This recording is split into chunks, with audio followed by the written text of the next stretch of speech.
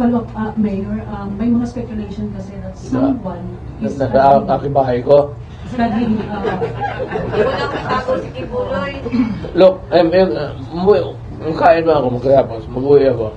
Sama tayo doon sa bahay ko. And if you can find Kibuloy there, I'm raising the ante. Ano ba magkano ba binigyan ako? 100? I'll make it 200,000.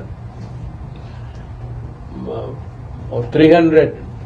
Or even 500. Ibuhos ko na lang yung pera ko para maligaya kayo kung makita niyo siguro. Sa bahay ko. Okay, pastor, ikaw naman ang wanted. Huwag mo akong damahin dito.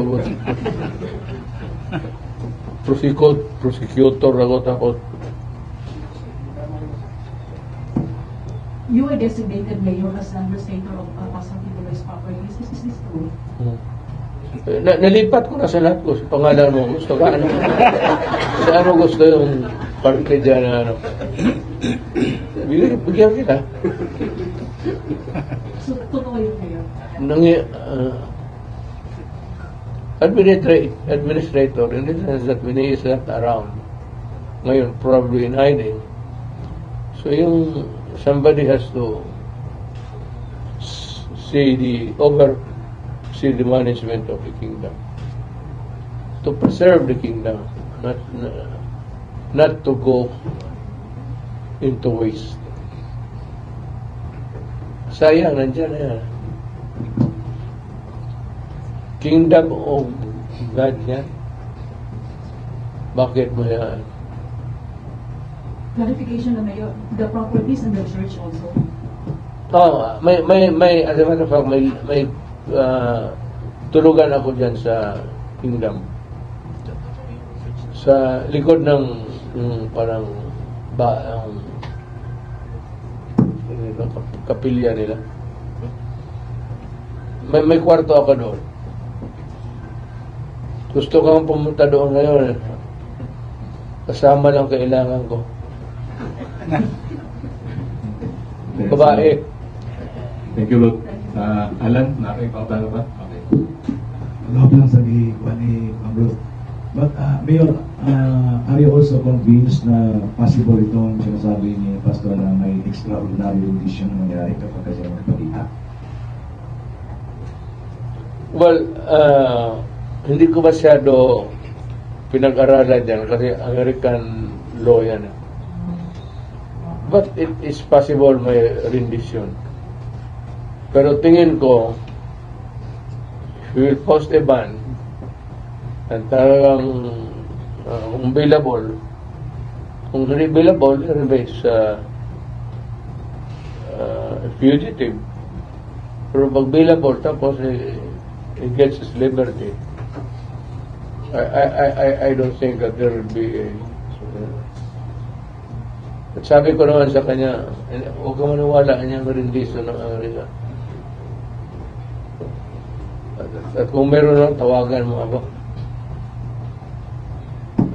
So you advise him to come to the open? Again? You advise him to surrender if that is so? You would advise him to surrender if that is so, na wala rendition mangyari? Wala ako kasi pastor naman, edukado na tao. Alam naman niya na ano. Hindi kami nag-istorya ng buhay niya. About arrest and everything. Kung anong gusto niya sa buhay niya, okay lang. Ngayon, tanongin ninyo ako, saan si pastor? Gusto niyo malaman talaga? Yes. Ewan ko, pagpagpagano na siya, tama yung, yan lang naman ang refuge niya, sanctuary. Wala man siya ibang bahay. Yan lang. Tama yung ano. Wala akong nalaman na he is comfortable in his tamayong sanctuary or itong kingdom compound niya dyan sa airport banda. Frankly, yan talaga ang nalaman ko. Na kung nakapunta na siya ng Manila, kung saan na lugar. Wala akong alam kung may mga bahay siya doon. And I must profess my ignorance. Is it possible that you will also be assassinated? Ano ha? Assassinated because extraordinary rendition, he said that it's possible that you will either be abducted or assassinated. Do you think that it's possible? Maybe because he's hiding. That is his belief. But why would the U.S. want to kill him? I don't know. Thank you, Jermelina. Last two questions na, Mayor, from Sheila Lisondra of the XRP and then Maya Cabrillo. When was the last time you talked with the pastor? Again, When was the last time you talked with pastor? kanina. Is it possible po na sa inyo siya mag-surrender? Hindi ko siya tatanggap eh.